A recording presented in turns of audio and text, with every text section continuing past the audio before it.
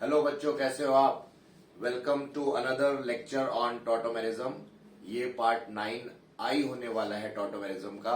और अगर आप अभी इससे पहले लेक्चर देख रहे थे तो ही यहाँ आओ, क्योंकि इस लेक्चर में आपको तभी समझ में आएगा जब इससे पहले वाले लेक्चर्स आप देख चुके होंगे। ठीक है, तो इसमें मैं आपको लास्ट लेक्चर में मैंने आपको बताया था स्टेबिलिटी ऑफ इनॉल के बारे में, राइट।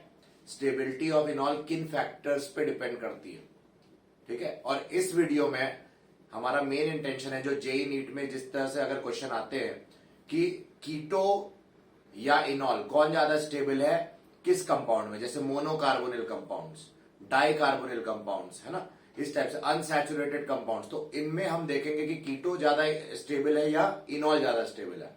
तो ठीक है, तो चलो कॉपी पेन निकाल लो, और अगर आपको बीच में कुछ नहीं समझ में आया एक बार रिवाइंड करके देख लेना, और अगर मैं कुछ नोट करने को दूं तो वीडियो पॉज करके उसको नोट कर लेना। ठीक है, चलिए मैं स्टार्ट करता हूं। मेरा नाम है निशान श्रीवास्तव और आज हम देखेंगे स्टेबिलिटी ऑफ इनॉल्स किस तरह से डिसाइड करेंगे मोनोकार्बोनिल कंपाउंड्स में, डाइकार्बोनिल कंपाउंड में और अनसैचुरेटेड कंपाउंड में। इस पर्टिकुलर वीडियो में मैं सिर्फ एक केस लूंगा, फिर अगले वीडियो में मैं दूसरा डाइकार्बोनिल उठाऊंगा और तीसरे वाले में अनसैचुरेटेड। ठीक है, तो पहले स्टार्ट करते हैं। मैं इसमें बताने जा रहा हूं आपको स्पेशल केसेस, आप देख सकते हो special cases on stability of इनॉल। सो इनॉल और कीटो में, ठीक है, कौन ज्यादा स्टेबल है वो हम देखेंगे। तो देखो बच्चों, आपको कीटो इनॉल टॉटोमेरिज्म तो पता ही है, नहीं पता तो एक बार शुरू से एक बार जस्ट पहले के 2-3 लेक्चर देख लो तो आपको एक आइडिया लग जाएगा, है ना, टॉटोमेरिज्म का। अगर आप डायरेक्ट आए यहाँ पे, ठीक है, मैं रिकमेंड करूंगा सारे वीडियोस आप देख के यहाँ पे आओ। ठीक है, अब चलो स्टेबिलिटी ऑफ इनॉल। तो देखो हमारे कौन कौन से सिस्टम्स हमारे सिलेबस में है, ठीक है। एक हमारे सिलेबस में है मोनोकार्बोनिल कंपाउंड्स। मोनोकार्बोनिल कंपाउंड्स, आप बोलोगे मोनोकार्बोनिल कंपाउंड का क्या मतलब है। तो देखो कार्बोनिल ग्रुप बच्चों होता है C डबल बॉन्ड O, ठीक है, इस ग्रुप को मोनोकार्बोनिल कह सकते हो आप। एक ही कार्बोनिल है, एक C डबल बॉन्ड है, तो ये मोनोकार्बोनिल हो गया। अब मोनोकार्बोनिल के अंदर हमें कीटो या स्टेबल है या इनॉल ये पता करना होगा, या तो लीनियर मोनोकार्बोनिल चेन्स में, लीनियर चेन्स, या साइक्लिक मोनोकार्बोनिल्स में। ठीक है, मतलब साइक्लिक मतलब क्लोज चेन, ऐसे बोल सकते हो, क्लोज चेन।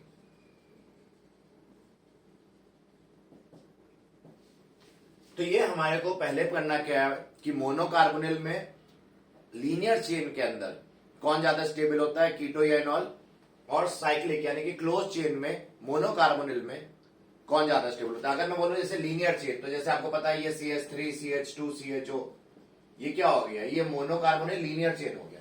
अगर मैं बोलूं मोनोकार्बोनिल साइक्लिक, तो आप ऐसे लिख सकते हो, ये मोनोकार्बोनिल साइक्लिक हो गया ना, कार्बोनिल, क्योंकि मोनोकार्बोनिल साइक्लिक मतलब ये हो गया एक ही कार्बोनिल ग्रुप है CO, और ये साइक्लिक भी है, क्लोज चेन है ना, तो ये इसका मतलब हुआ।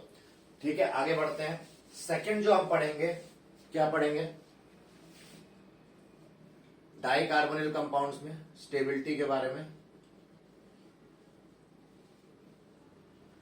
और डाई कार्बोनिल में भी हम यही देखेंगे। पहला क्या देखेंगे, लीनियर में, इसमें भी linear one adjacent, linear adjacent diketones या डाइकार्बोनिल्स। इसका क्या मतलब हुआ, what is the meaning of linear adjacent diketone या डाइकार्बोनिल्स। तो जैसे 1,2 जितने भी 1,2 डाइकीटोन होते हैं, है ना, वो उस टाइप के, जैसे C डबल बॉन्ड हो और फिर C डबल बॉन्ड हो बगल में ही आ जाए, तो ये डाइकार्बोनिल हो गया। ठीक है, ये मतलब। दूसरा हम क्या ले सकते हैं, लीनियर एडजेसेंट हमने देखा, और दूसरा केस हो सकता है एडजेसेंट साइक्लिक, है ना, cyclic adjacent diketone. Adjacent again फिर से यहां पे भी हम जो डाइकार्बोनिल, साइक्लिक एडजेसेंट डाइकार्बोनिल, यहां पे भी हम 1,2 डाइकीटोन ही देखेंगे जनरली, है ना, कौन सा, बट यहां पे हमने लीनियर वाला देखा था, और यहां पे ये साइक्लिक 1,2, मतलब कैसा दिखेगा, मान लो ऐसा बनाया मैंने, तो ये क्या हो गया, ये डाइकीटोन एडजेसेंट हो गया ना, दो कार्बोनिल बगल बगल हो गए, 1,2, 1 और 2 पोजीशन पे मान लो, और डाइकीटोन है ना, तो यही मतलब ये बेसिकली ये एग्जाम्पल मैं लेके आपको ये समझा रहा हूं कि देखो हमें क्या क्या पढ़ना है अभी। ये मैं आज जो है मैं ये लेने वाला हूं, टुडेज लेक्चर में आपको ये समझाऊंगा, नेक्स्ट लेक्चर में हम इस पे जाएंगे और उसके बाद वाले लेक्चर पे हम क्या पढ़ेंगे, अनसैचुरेटेड के बारे में। अच्छा एक चीज मैं भूल गया यहाँ पे, अनसैचुरेटेड के पहले 1,3 डाइकीटोन भी हमें पढ़ना है, ठीक है। मतलब 1,3 मतलब एक कार्बोनिल, फिर बीच में कुछ और फिर कार्बोनिल, ऐसे सिस्टम्स भी हमें पढ़ने हैं। 1,3 1 और 3rd पोजीशन पे कार्बोनिल, ठीक है। तो ये भी डाइकीटोन्स या डाइकार्बोनिल हमें पढ़ना है। ये सेकंड सिस्टम हो गया, ठीक है। लिख लो पहले कि हमें क्या क्या पढ़ना है, आपको पता होना चाहिए। फ्लो चार्ट है जिसको ऑर्गेनाइज वे में मैंने प्रेजेंट किया आपको, आप लिख सकते हो, बुक्स में नहीं दिया होता है इतने ऑर्गेनाइज वे में, प्लीज नोट करो, ठीक है।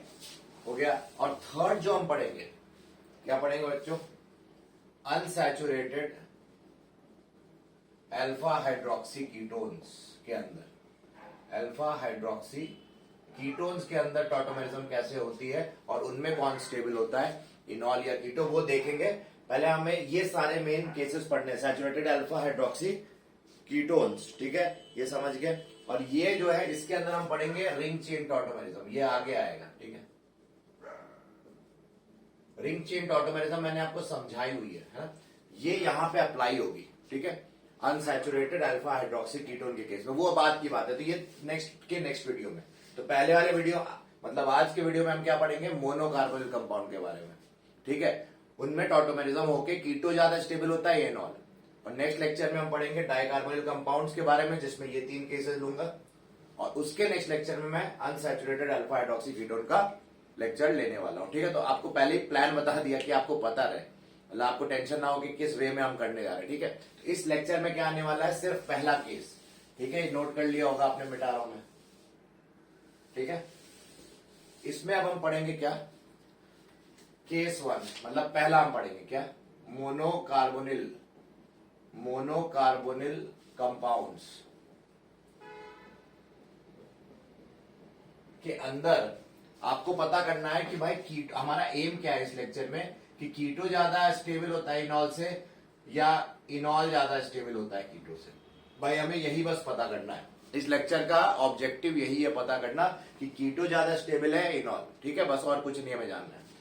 उसके लिए हमें थोड़ी सी बातें पता होनी चाहिए, तो आप आराम से वो समझ जाओगे, ठीक है। तो वही हम बातें डिस्कस करेंगे और एग्जाम्पल लेके करेंगे।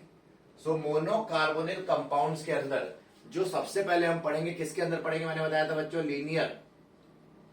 लीनियर चेन, है ना, लीनियर चेन मोनोकार्बोनिल कंपाउंड्स, मोनोकार्बोनिल, इसके अंदर हम ये पहले पढ़ेंगे, मोनोकार्बोनिल के अंदर पढ़ेंगे लीनियर चेन मोनोकार्बोनिल कंपाउंड्स। अब इसका क्या मतलब हुआ, लीनियर चेन मतलब आपको पता ही है, जैसे मालूम है लिखा ही है, ये कीटोन है और ये लीनियर चेन है, ऑब्वियसली स्ट्रेट चेन है ना, कोई बड़ी बात नहीं है, तो आपको पता ही है। अच्छा इसकी टॉटोमेरिज्म करें, इसका टॉटोमर कैसे बनता है, यहां से एक हाइड्रोजन माइग्रेट करेगा ऑक्सीजन पे, है ना, और ये डबल बॉन्ड इधर आएगा, तो इसका जो इनॉल बनता वो ऐसा बनता कि नहीं, है ना। इतना तो अब आपको पता ही चल गया, अगर आप ये वीडियो देख रहे हो तो आपको कीटो कैसे इनॉल कैसे बनाना है वो तो 100% पता चल चुका होगा अब तक, ठीक है। तो चल, ये दोनों फॉर्म्स इक्विलिब्रियम में रहते हैं, टॉटोमर से कीटो फॉर्म है और ये उसका इनॉल फॉर्म है। ये लीनियर चेन मोनोकार्बोनिल था और हमने उसका इनॉल बना लिया, तो ये कीटो फॉर्म इनॉल, हमें बताना है कौन ज्यादा स्टेबल है। तो एक ट्रिक दे रहा हूं बच्चों, अगर ऐसा है तो जनरली क्या पाया गया है लीनियर में, जनरली देखो इसमें एक्सेप्शंस भरे होते, केमिस्ट्री में आपको पता ही होगा कि एक्सेप्शन की होती है पढ़ाई, है ना। तो एक्सेप्शन तो है, लेकिन जनरली क्या पाया गया है कि keto form more stable than enol होगा। जब भी जैसे आपने ये आइडेंटिफाई किया, आप सोच सकते हो कि कीटो ज्यादा स्टेबल होगा किससे, इनॉल से, ठीक है। तो चलो क्यों है अब देखते हैं। हमने बोला ये ज्यादा, यानी कि ये मैंने बोल दिया मोर स्टेबल है, मोर स्टेबल मतलब ऑलमोस्ट 100% बनेगा, और ये ऑलमोस्ट 0% बनेगा, लेस स्टेबल है।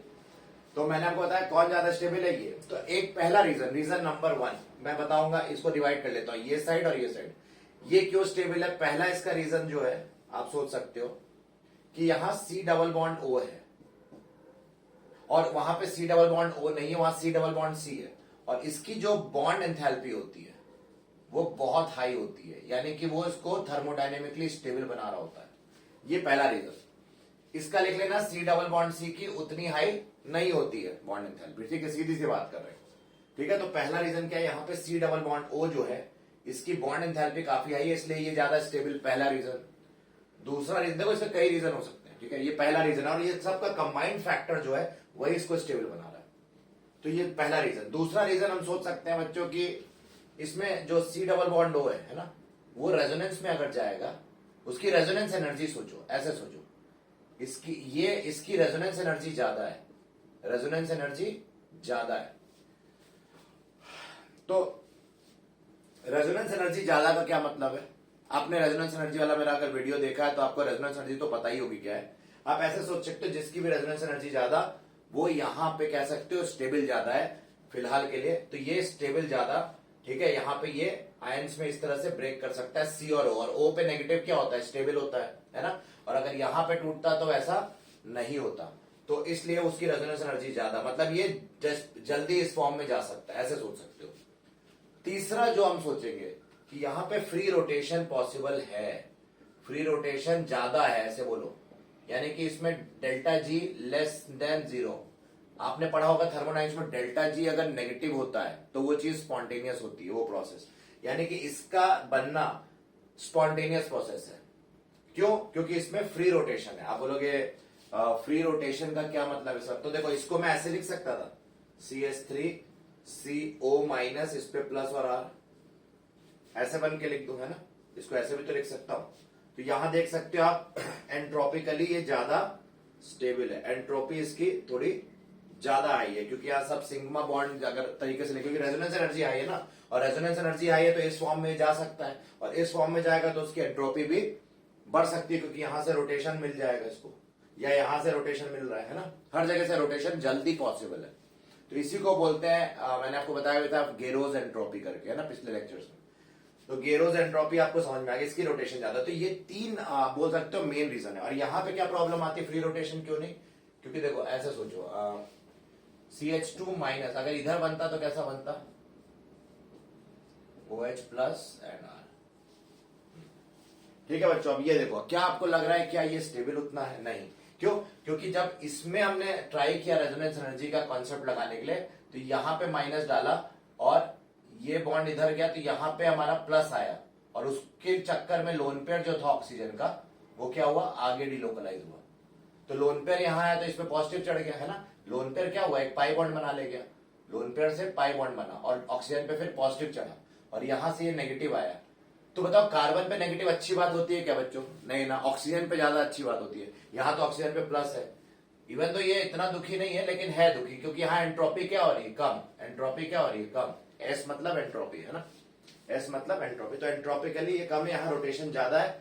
तो ये तीन मेन वजह है जिसके कारण से हम बोल सकते हैं कि मोनोकार्बोनिल में जो लीनियर चेन है, यानी कि जो कीटो फॉर्म है, वो इनॉल से ज्यादा स्टेबल है, ठीक है। मोनोकार्बोनिल लीनियर में keto is more stable than enol. तो ठीक है, ये लिख लो, आप नोट कर लो। तो ये कॉन्सेप्ट्स आपको याद रखने होंगे, ठीक है ना, वेरी इंपॉर्टेंट। और इसके आगे ये नोट कर लिया, तो अब मैं आपको एक चीज और बता देता हूं। तो आप यहां क्या लिख रहे हो, कीटो ग्रेटर देन इनॉल, ठीक है। एक चीज और जान लो बच्चों की, अगर देखें तो यहां पे CH2CO, ठीक है, ऐसा जब भी ऐसा ग्रुप आए, ठीक है, जिसमें कार्बोनिल हो, इसकी जो बॉन्ड एनर्जी है आप सोच सकते हो 1870 किलो जूल पर मोल के आसपास होती है, ठीक है। लेकिन अगर इस टाइप का सिस्टम आ जाए, CH डबल बॉन्ड COH, तो इसकी जो बॉन्ड एनर्जी है वो 1820 किलो जूल के आसपास होती है। अप्रोक्सीमेट वैल्यू, एग्जैक्ट वैल्यू नहीं है, अप्रोक्सीमेट। तो डिफरेंस अगर आप मेजर करो दोनों के बीच, तो बॉन्ड एंथैल्पी का जो डिफरेंस है वो कितना है, 50 किलो जूल के आसपास पर मोल।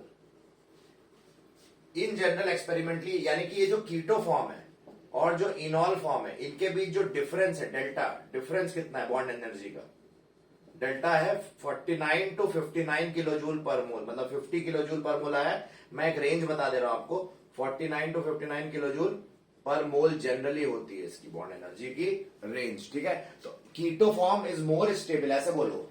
कैसे रीड करेंगे, keto form is more stable than enol form by 49 to 59 kilo joule per mole. समझ में आ गया? क्योंकि एनर्जी डिफरेंस इन दोनों में इतना है, तो इसकी एनर्जी बॉन्ड एनर्जी ज्यादा है और इसकी बॉन्ड एनर्जी कम है, तो इसकी टोटल, मैंने आपको एक बात बताई थी पिछले लेक्चर में कि इनॉल की स्टेबिलिटी या किसी भी चीज की स्टेबिलिटी बॉन्ड एनर्जी पे भी डिपेंड करती है, सम ऑफ ऑल बॉन्ड एनर्जी। तो इसकी जो सम ऑफ बॉन्ड एनर्जी है वो 1870 ज्यादा है, इसकी बॉन्ड एनर्जी कम है। तो कितने से कम है? 50 से, यानी कि ये कितना स्टेबल हुआ? 50 किलो जूल ज्यादा स्टेबल हो गया देन दिस। समझ में आ गई बात? तो ये नोट कर लो, इसमें एक्स्ट्रा बात, ठीक है? तो लिख लेना that keto form is more stable than enol by about 50 kilo joule per mole या 49 to 59 किलो जूल पर मोल। ठीक है, बैठा दे, नोट कर लिया? मजा आ रही है? आ रही है कि नहीं अब पता नहीं, अब आप तो बोल रहे होगे, मुझे पता नहीं चल रहा होगा। ठीक है, तो चलो आगे बढ़ते हैं। तो ये पहला केस हो गया आपका, किसमें? लीनियर में, है ना? लीनियर हमने खत्म कर दिया। इसमें दूसरा केस बी, मोनोकार्बोनिल के अंदर पहला केस था लीनियर चेन में और दूसरा क्या है? क्लोज चेन में। तो लिख लो साइक्लिक या क्लोज चेन, साइक्लिक या क्लोज चेन मोनोकार्बोनिल कंपाउंड्स। अब इसको समझते हैं, साइक्लिक या क्लोज चेन मोनोकार्बोनिल कंपाउंड्स। इसमें क्या समझेंगे बच्चों? आप ऐसे समझ लो, इसका एक ही एग्जांपल से, इसमें जनरली क्या पाया गया है? उसमें क्या था generally? Keto was more stable. यहां आप लिख लो generally enol is more stable than keto. देखो यहां पे एक्सेप्शन जरूर होते हैं, प्लीज आप याद रखना। जब मैं कोई चीज बता रहा हूं कि इनॉल स्टेबल है कीटो से, तो ये हमेशा जरूरी नहीं है। यहां एक्सेप्शन भर के है केमिस्ट्री में। कभी कभार ऐसे केसेस में कीटो भी स्टेबल हो जाता है इनॉल से, पर वो कब होगा अभी हम क्वेश्चन के थ्रू करेंगे। डोंट वरी, सारे क्वेश्चंस कराए जाएंगे आपको। ठीक है, ये नोट कर लो। अब देखो इसका एग्जाम्पल, मान लो मैं ये लेता हूं, ये कैसा फॉर्म है? कीटो फॉर्म है, और इसका टॉटोमर बना देता हूं, है ना? टॉटोमर बना के यहाँ का जो हिडन हाइड्रोजन है वो इधर चला जाएगा और यहां से डबल बॉन्ड इधर गिर जाएगा, तो हमें मिल जाएगा क्या? इसका इनॉल फॉर्म ऐसा। ठीक है बच्चों, ये इनॉल मिल गया। अब मैंने क्या बोला आपसे? इनॉल ज्यादा स्टेबल है कीटो से। आपको दिख ही रहा है क्यों है? क्योंकि यहां पे देखो रोटेशन क्या है? लॉक्ड है। रिंग तो रोटेट कर नहीं सकता, वैसे भी अटका हुआ है। यहां पे भी रिंग रोटेट नहीं कर सकता, बट बाहर से भी यहां रोटेशन नहीं हो रहा है डबल बॉन्ड का, लेकिन यहां पे रोटेशन हो सकता है। यानी कि अगर रोटेशन है तो एंट्रोपी ज्यादा हो गई, और एंट्रोपी ज्यादा होने की वजह से, यानी कि फ्री रोटेशन होने की वजह से क्या हो गया? इसका बनना स्पॉन्टेनियस हो गया। इनॉल फॉर्म का परसेंटेज क्या हो गया? ज्यादा हो गया। इसलिए कंटेनर में अगर दोनों पड़े हो, दोनों ही होंगे, क्योंकि ये इसमें कन्वर्ट हो रहा होगा, ये इसमें कन्वर्ट हो रहा होगा, तो ज्यादा देर तक कौन बना रहेगा? इनॉल बना रहेगा। ठीक है, इस केस में समझ में आया क्यों? Simple reason, free rotation. हाँ, क्वेश्चन देखेंगे अभी एक्सेप्शन की, कहां ये रूल फेल कर जाता है। देखो ऐसा कोई रूल तो है नहीं, है ना? सवाल देख के हम लोग कॉन्सेप्ट लगाते हैं और वो हैमंड्स पोस्टुलेट वगैरह हर जगह लगते रहता है। ठीक है, स्टेबिलिटी के फैक्टर्स अपने अपने, मेन आपके क्या है? इंडक्टिव इफेक्ट है, रेजोनेंस है, हाइपर कॉन्जुगेशन, एरोमेटिसिटी, एंट्रोपी और एंड सो ऑन। तो ये सारे, एंगल स्ट्रेन, ये सारे, हाइब्रिडाइजेशन, है ना? तो कहने का मतलब ये फैक्टर्स ही स्टेबिलिटी डिसाइड करते हैं। ऑर्गेनिक केमिस्ट्री में अगर मोटा मोटा देखा तो यही सब फैक्टर्स है। तो इनमें से कोई एक आध फैक्टर लग रहा होगा, थर्मोडायनेमिक फैक्टर होगा या ऑर्गेनिक फैक्टर होगा। ठीक है, चलो बता दें। ठीक, वेरी गुड। अब देखो, मतलब बच्चे, मैंने देखा है, ये आउट ऑफ द ट्रैक बात कर रहा हूं अभी, कि बच्चों को मैंने देखा है बहुत डर जाते हैं वो स्टेबिलिटी के सवाल या कंपैरिजन बेस्ड सवाल में। डरने की जरूरत नहीं। देखो सिर्फ आपको याद रखना है इलेक्ट्रॉन डिस्प्लेसमेंट इफेक्ट या तो स्टेबिलिटी डिसाइड कर रहे हैं या हाइब्रिडाइजेशन। इलेक्ट्रॉन डिस्प्लेसमेंट इफेक्ट में कौन आता है? Inductive, resonance, hyper conjugation, electromeric. ठीक है, उसके बाद हाइब्रिडाइजेशन याद रखना। स्टेबिलिटी का जब भी सवाल आए, या तो ये चार, या हाइब्रिडाइजेशन, या एरोमेटिसिटी देखना, या एंगल स्ट्रेन देखना, या थर्मोडायनेमिक फैक्टर्स देखना। ठीक है, इसके अलावा जनरली तुम्हें सवाल नहीं मिलेंगे स्टेबिलिटी में।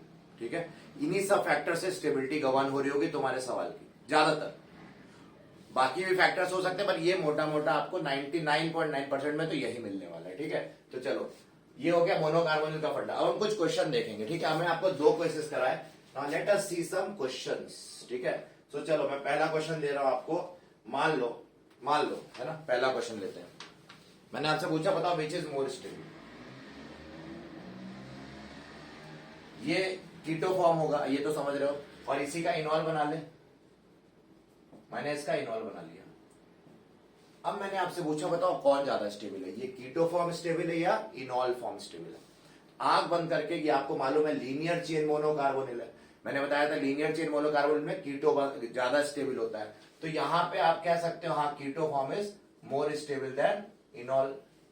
अगर आपसे पूछा जाए स्टेबल कौन है तो बोलोगे कीटो। क्यों बच्चों, क्यों है? यहां पे जो फैक्टर आप बताओगे, देखो यहां पे वीक एसिड है और यहां स्ट्रॉन्ग एसिड पार्ट है। मैंने आपको याद करो जब टॉटोमेरिज्म की स्टार्ट हुई थी तो पहले 2-3 लेक्चर में ही बताया था, अगर कीटो फॉर्म के पास या जिस भी फॉर्म के पास, कीटो हो चाहे इनॉल, जिसके पास भी वीक एसिड पार्ट होगा वो मेजॉरिटी उसका परसेंटेज ज्यादा रहेगा, ठीक है? जिसके पास वीक एसिड पार्ट रहेगा उसका परसेंट ज्यादा रहेगा, और जिसके पास स्ट्रॉन्ग एसिड पार्ट रहेगा उसका कंटेंट कम रहेगा, परसेंट कम रहेगा। तो अब देखो यहां वीक एसिड पार्ट है ना, ऐसे सोचो, यहां पे ये वाला, ये देखो ये वीक एसिड साइड है और ये वाली साइड क्या है, स्ट्रॉन्ग एसिड। कैसे मालूम वीक एसिड स्ट्रॉन्ग एसिड है? एसिड्स क्या होते हैं बच्चों, जो H+ डोनेट करे, है ना? आप खुद पढ़े लिखे हो, जानते हो ऑक्सीजन जल्दी H को डोनेट करेगा या कार्बन जल्दी H को डोनेट करेगा? ऑब्वियसली ऑक्सीजन H को डोनेट करेगा। क्यों? क्योंकि अगर H+ निकल गया तो ऑक्सीजन पे क्या आएगा, नेगेटिव, और ऑक्सीजन इलेक्ट्रोनेगेटिव होता है, वो बोलेगा ठीक है अच्छी बात है, मेरे ऊपर नेगेटिव आया, बहुत अच्छी बात है, मैं खुश हूं। लेकिन अगर यही कार्बन ने H को रिलीज किया होता तो कार्बन पे नेगेटिव उतनी अच्छी बात नहीं है जितनी ऑक्सीजन के ऊपर नेगेटिव अच्छी बात है। समझ रहे हो मेरी बात? इसलिए मैंने इसको बोला स्ट्रॉन्ग एसिड पार्ट है, यानी कि ये डेस्परेटली H को अगर रिलीज करेगा तो ऑब्वियसली वो इस फॉर्म में आना ही चाह रहा होगा ना, इसलिए हम बोल ऐसे भी सोच सकते हो। तो इसलिए ये कीटो ज्यादा स्टेबल है। समझ में आ गई बात? अब समझो बाकी रीजंस क्या है। डेफिनेटली दूसरा रीजन तो आपको बताया हुआ है, यहां पे बॉन्ड एंथैल्पी का। दूसरा रीजन क्या है? पहला रीजन था वीक एसिड इसमें है, और दूसरा एंथैल्पी, दूसरा रीजन बॉन्ड एंथैल्पी का है ना। इसकी बॉन्ड एनर्जी क्या है, हाई है कीटो की, और उसकी कम होगी क्योंकि CO ग्रुप की बॉन्ड एनर्जी वैसे भी हाई होती है।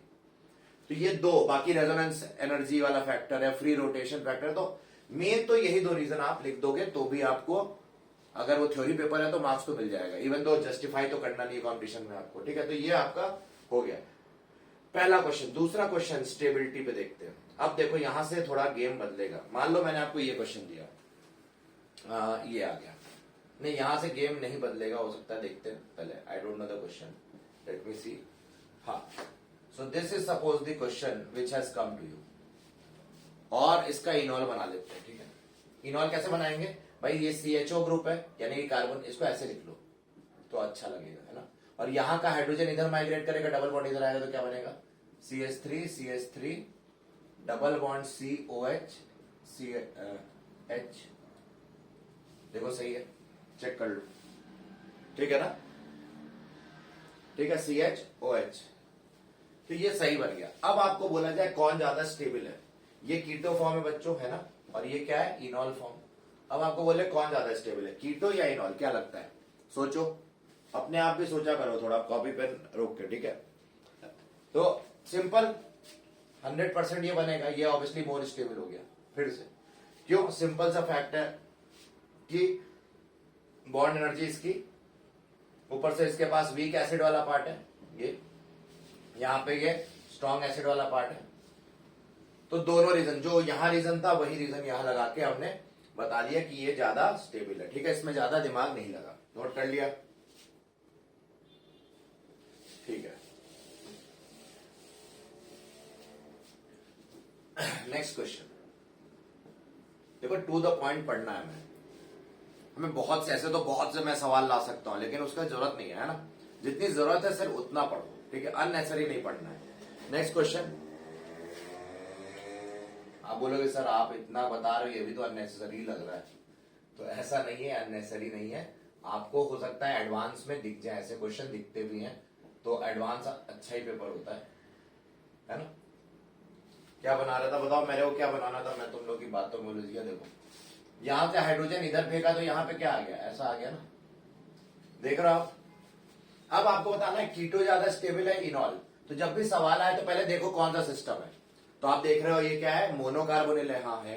क्या क्लोज चेन है? बिल्कुल है, यानी कि ये क्लोज चेन मोनोकार्बोनिल का केस हो गया, यानी कि केस नंबर 2। अब केस नंबर 2 को याद करो, मैंने क्या बताया था, कौन ज्यादा स्टेबल होना चाहिए, इनॉल, लेकिन ये आ गया बच्चों, रूल यहां पे फेल हो जाएगा, क्योंकि यहां ये एक्सेप्शन है, ये एक्सेप्शन लिख लेना। क्यों एक्सेप्शन है? यहां पे इनॉल से ज्यादा कीटो स्टेबल हो गया। आप बोलोगे ये कैसे हो रहा है? तो देखो बच्चों, सिंपल सी बात है, एरोमेटिक मैंने बताया था, one of the factors deciding stability is also aromaticity. ये नॉन एरोमेटिक है। ये कैसा कंपाउंड है? नॉन एरोमेटिक है ना। ये आपको आई होप एरोमेटिसिटी का मेरा वीडियो देख सकते हो सीरीज, अगर आपको नहीं निकालना आता कैसे निकालते हैं। ये नॉन एरोमेटिक है, ठीक है। यहाँ sp3 कार्बन आ गया साइकिल में, तो ये नॉन एरोमेटिक हो चुका है। और यहाँ पे क्या है? ये एंटी एरोमेटिक है बच्चों। यहाँ 4 पाई इलेक्ट्रॉन्स है और 4 पाई एंटी एरोमेटिक। और एंटी एरोमेटिक हाईली अनस्टेबल होता है। आपको ऑर्डर पता होना चाहिए। एरोमेटिक ज्यादा स्टेबल होते हैं किससे? नॉन एरोमेटिक से। और नॉन एरोमेटिक ज्यादा स्टेबल होते हैं एंटी एरोमेटिक से। ये ऑर्डर पता होना चाहिए स्टेबिलिटी का। एरोमेटिक कंपाउंड ज्यादा स्टेबल होते हैं नॉन एरोमेटिक से, और नॉन एरोमेटिक ज्यादा होते हैं एंटी एरोमेटिक। तो नॉन एरोमेटिक और एंटी एरोमेटिक में ऑब्वियसली नॉन एरोमेटिक जीत जाएगा स्टेबिलिटी में। इसलिए बच्चों ये कीटो फॉर्म यहां स्टेबल हो गया, तो यहां ये एक्सेप्शन हो गया। होना क्या चाहिए था? रूल के हिसाब से इनॉल ज्यादा स्टेबल, बट हमने आपको बताया था एक्सेप्शन होगा। यहाँ एक्सेप्शन देख सकते हो, ठीक है। तो ये एक बहुत इंपॉर्टेंट क्वेश्चन है, नोट कर लो। नेक्स्ट क्वेश्चन देखते हैं, एक और लिया जाए। चलो ये बताओ, मान लो मैंने ऐसे लिया, हाँ, इन्होंने ऐसे पूछा है, ये जो कंपाउंड है इसका इनॉल बनता ही नहीं, वाई? बोल रहे हैं इस कंपाउंड का इनॉल बन ही नहीं सकता, ठीक है। बोलो क्यों? क्यों नहीं बन सकता? मतलब कहने का मतलब ये है कि कीटो फॉर्म, ये कीटो फॉर्म है और इनॉल फॉर्म 0% बन रहा है, मतलब इनॉल इज लेस स्टेबल। यानी कि यहां पे भी बच्चों क्या हो गया? Keto form is given more stable than enol. ये भी एक्सेप्शन आ गया। भाई इनॉल जनरली होना चाहिए था कीटो से स्टेबल, क्योंकि ये भी साइक्लिक है, मोनोकार्बोनिल साइक्लिक में आता है। तो लेकिन यहां पे भी कौन ज्यादा स्टेबल हो गया? कीटो ग्रेटर देन इनॉल, ठीक है। तो ये भी एक्सेप्शन लिख लेना। ये केस, यही जो इसके अंदर जो बी पार्ट बताया था ना, उसी का एक्सेप्शन है। अब देखो यहां कीटो ज्यादा बन गया, यानी कि कीटो ऑलमोस्ट 100% बन गया। क्यों? सिंपल सेम रीजन बच्चों, अगर इसका इनॉल बनाते भी हम, इनॉल कैसा बनता देख लो, ये बनता कि नहीं, है ना। ये इसका इनॉल बनता और ये जो इसका इनॉल है ये क्या है? एंटी एरोमेटिक रिंग है। आप देखो ये जो पाई बॉन्ड है, मैं इसको यहां से मिटा के अंदर बना दूं, बात तो वही है। तो यहां देखो ये जो सिस्टम बना, फिर से 4 पाई बन गया, ये फिर से क्या हो गया? Anti aromatic. तो आपको यही बोलना है कि जो इनॉल बन रहा है यहाँ पे, वो क्या है बच्चों? एंटी एरोमेटिक है उसमें कैरेक्टर। और एंटी एरोमेटिक होने की वजह से ये अनस्टेबल हो गया हाईली, और अनस्टेबल होने की वजह से ये नहीं बनेगा। समझ में आ गई बात? इसलिए कीटो फॉर्म ज्यादा स्टेबल है। तो ये भी एक्सेप्शन हो गया सेकंड केस का, मतलब फर्स्ट पार्ट के अंदर जो बी वाला केस था उसका, ठीक है। नोट कर लो जल्दी से, ठीक है। चलो, सो ये हो गया आपके कुछ क्वेश्चन, और एक दो क्वेश्चन और करके फिर एंड करते हैं आज का लेक्चर, फिर नेक्स्ट लेक्चर में मिलेंगे। तो देखो, जैसे मान लो ये क्वेश्चन आ गया, ये काफी पॉपुलर क्वेश्चन है, आपको कई टीचर्स पढ़ाते भी होंगे, है ना। तो वो पॉपुलर क्या है, वो इसमें ऐसा वो देख लेते हैं, ठीक है। ये मान लो ऐसा आ गया, और मैं लिख लेता हूं।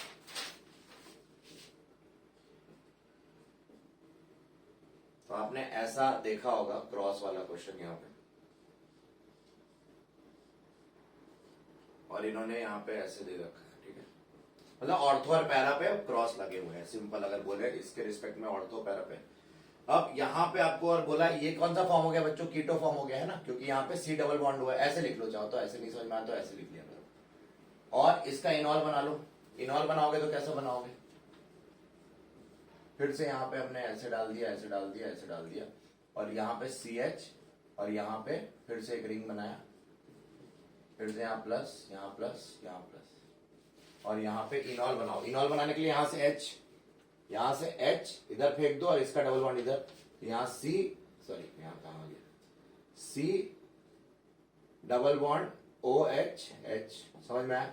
ये इनॉल बन गया। अब आपको बताना है बच्चों, इन दोनों में कौन ज्यादा स्टेबल है? कीटो फॉर्म ज्यादा स्टेबल है या इनॉल ज्यादा स्टेबल? तो यहां पे बच्चों ये क्या है? यहां पे ये लीनियर चेन आ गया, तो ये लीनियर में generally keto was more stable than enol, है ना। लीनियर चेन में हमने क्या देखा था? Keto was more stable than enol, क्योंकि ये लीनियर कार्बोनिल में आ गया। C डबल बॉन्ड हो स्ट्रेट चेन में, और यहां पे भी ये स्ट्रेट चेन में है।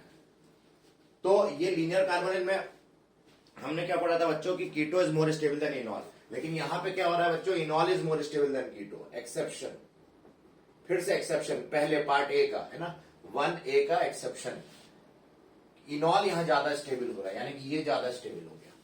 अब बोलोगे ये स्टेबल ऐसा हुआ क्यों, क्यों ये स्टेबल हो गया इनॉल, ये यानी कि ये ज्यादा क्वांटिटी में बन रहा, ये कम क्वांटिटी में बन रहा, ये बड़ी अजीब बात है। तो इसका रीजन क्या सोचेंगे हम, तो बहुत अच्छा रीजन है इसका, जो मैंने आपको बताया था एंगल स्ट्रेन का, मैंने बताया था one of the factors is angle strain, ठीक है। तो एंगल स्ट्रेन देखते हैं, यहां पे ये कार्बन देखो जिसपे ये sp3 हाइब्रिडाइज्ड है ना बच्चों, sp3 हाइब्रिडाइज्ड है, तो यहाँ रिक्वायर्ड बॉन्ड एंगल कितना है, 109.5 is the required bond angle, ठीक है। अच्छा यहाँ पे ये कार्बन जो ये बल्की ग्रुप्स कंटेन करते हैं, देखो यहाँ पे ये जो कार्बन था जिसपे बल्की ग्रुप्स लगे थे, ये sp3 कार्बन था और इसको रिक्वायर्ड था स्टेबल होने के लिए 109.5 डिग्री। इसको देखो ये बल्कि ये जो कार्बन है ये sp2 कार्बन है, जो बल्की ग्रुप जिसपे लगे हैं वो कैसा कार्बन है, sp2 को कितना रिक्वायर्ड होता है बच्चों, रिक्वायर्ड 120 डिग्री है ना, इसको रिक्वायर्ड होता है 120 डिग्री, बोल सकते हैं खुशी खुशी जीने के लिए। तो बताओ यहाँ पे बल्की ग्रुप है, इनमें रिपल्शन हो रहा होगा ना, इस पूरे ग्रुप ने, ये जो पूरा बल्की ग्रुप है इस पूरे ग्रुप को भयानक तरीके से रिपल्शन कर रहा होगा, और रिपल्शन करेगा और तब भी इस बेचारे को 109.5 डिग्री मिल रही है, बस इतना ही रिपल कर सकता है कि बॉन्ड एंगल इतना ही हो पाए, रिस्ट्रिक्टेड हो गया ये बॉन्ड एंगल कि इतना ही हो सकता है। ऐसे बोलो इसकी एक्चुअल बॉन्ड एंगल कितनी है, इतनी, रिक्वायर्ड मत लिखो, आप लिख लो इसकी एक्चुअल बॉन्ड एंगल कितनी है, 109.5 डिग्री हो, यानी कि ये रिपेल भी करेंगे तो मैक्स टू मैक्स इस हद तक जा सकते हैं कि बॉन्ड एंगल इतने पे ही रुक जाए। लेकिन जब ये रिपेल करेंगे यहां पे, तो ये ज्यादा खुश है, ये दोनों ज्यादा खुश है, क्यों, क्योंकि ये ज्यादा दूर जा सकते हैं बच्चों, इनके बीच बॉन्ड एंगल ज्यादा हो सकता है, मतलब इन दोनों के बीच बॉन्ड एंगल 120 डिग्री का हो सकता है। ये बड़ा ग्रुप है, ये बड़ा ग्रुप, यहाँ 120, और यहाँ पे बड़ा ग्रुप और बड़ा ग्रुप, इनके बीच बॉन्ड एंगल उतना नहीं हो सकता, 109.5 डिग्री हो सकता है। अब आप समझ रहे हो। तो बताओ कौन ज्यादा अच्छा दिख रहा है, ये ज्यादा खुश है ना, क्योंकि इनमें स्पेस ज्यादा है, इनके बीच दो बल्कि ग्रुप्स के बीच में स्पेस है, यहाँ दो बल्कि ग्रुप्स के बीच में स्पेस कम है, 109.5 डिग्री है, इसलिए बच्चों इनॉल फॉर्म ज्यादा स्टेबल हो जाता है। यानी कि यहाँ मेन रीजन क्या आ गया, देखो मैंने जितनी बातें बताई सब लागू हो रही है, हाइब्रिडाइजेशन आ गया, हाइब्रिडाइजेशन के साथ बॉन्ड एंगल लग गया, आप समझ रहे हो। तो मैंने आपको जो फैक्टर्स बताया स्टेबिलिटी के, सीधे हमेशा वही लगेंगे हर सवाल में, 99.9%, ठीक है। तो ये समझ में आ गया होगा अब आपको कि ये फॉर्म ज्यादा क्यों स्टेबल है कीटो से, ठीक है। तो बस ये लंबा वीडियो लेक्चर होते आ रहे हैं, आजकल मैं देख रहा हूँ लेक्चर की लेंथ बढ़ती जा रही है, टॉपिक छोटा सा होता है, लंबाई बढ़ जाती है लेक्चर की, आवर उसके घंटे बढ़ जाते हैं, टाइम बढ़ जाता है। तो ठीक है, हमें क्या करना, हमें तो टॉपिक से मतलब है, थोड़े लंबा हो गया वीडियो तो चलता है, लेकिन टॉपिक उतना ही लेंगे जितना हमें जरूरी है उस समय, ठीक है। क्योंकि हमें पार्ट्स बाय पार्ट्स बना रहा हूं, ऐसा नहीं कर रहा कि एक ही शॉर्ट में पूरा मार दे रहा हूं चैप्टर, वो भी आएगा फ्यूचर में कभी कि एक शॉर्ट में how to complete one chapter, but अभी क्योंकि समय है, बच्चों को पसंद आ रहा है, कई बच्चे एग्जाम हॉल में जाते हैं तो उनको सिर्फ उतना ही चाहिए होता है एग्जाम से पहले रिवीजन में, मतलब पूरा चैप्टर नहीं चाहिए होता उनको, सिर्फ वो टॉपिक कुछ नहीं समझ में आता है, तो इसलिए टॉपिक वाइज बना रहा हूं वीडियो, तो आप भी उसको आराम से देख सकते हो, उसका फायदा उठा सकते हो। एक नोटबुक बनाओ, अभी भी आपके पास टाइम है, और साल खत्म होने से पहले या अगले साल के लिए आप तैयारी अभी से ही कर लो, तो अगले साल आपका सिलेक्शन, ऑर्गेनिक केमिस्ट्री पार्ट तो आपका हो जाएगा, आगे जाके मैं फिजिकल केमिस्ट्री, इनऑर्गेनिक सब पे वीडियोस आएंगे फ्यूचर में, लेकिन अभी ऑर्गेनिक ही बहुत बड़ा चलने वाला है, क्योंकि अभी ये जीओसी ही चल रहा है, जीओसी की बहुत बड़ी सीरीज है, फिर एल्केन आएगा, एल्कीन, एल्काइन, पता नहीं क्या क्या अभी आने वाला है। तो ठीक है, आपका समय बर्बाद नहीं करूंगा, थैंक यू सो मच, आप लोग का बहुत प्यार मिल रहा है, और इसी तरह से आपको मैं अच्छे वीडियो लाने की कोशिश करूंगा, और इस वीडियो को ज्यादातर लोगों के साथ फैलाओ, जिससे सबका भला हो सके, सबके साथ एक हेल्दी कंपटीशन बना सको। इस पे कोई चार्जेस आपको नहीं लग रहे हैं, आप आराम से इसको फ्रीली स्प्रेड कर सकते हो, ठीक है। चलो, और आज रिपब्लिक डे जब मैं वीडियो बना रहा हूं, तो happy republic day also to all of you, and India, we are proud Indians, and we have to be knowledgeable also, है ना। हमें एजुकेशन स्ट्रॉन्ग करनी है अपनी, हमारे एजुकेशन सिस्टम को अच्छा करना, और प्लस एजुकेटेड हर चाइल्ड होना चाहिए, तभी हमारा इंडिया और प्रॉस्पर करेगा, ठीक है। तो चलो, जय हिंद, हैप्पी रिपब्लिक डे।